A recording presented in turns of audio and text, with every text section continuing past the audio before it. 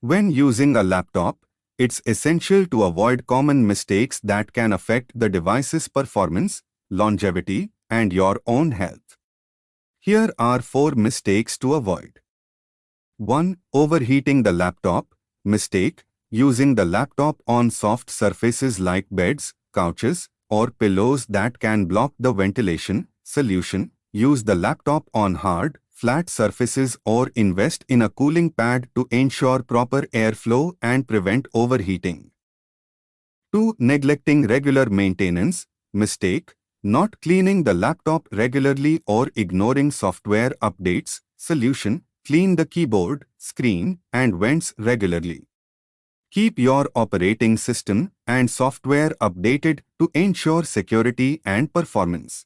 3. Poor battery management. Mistake: keeping the laptop plugged in all the time, which can degrade the battery over time. Solution: use the battery regularly and try to keep it between 20% and 80% charge. Occasionally let it discharge completely before recharging. 4. Overloading with applications. Mistake: installing too many applications or running too many programs simultaneously, which can slow down your laptop. Solution: 1. Minimal installation.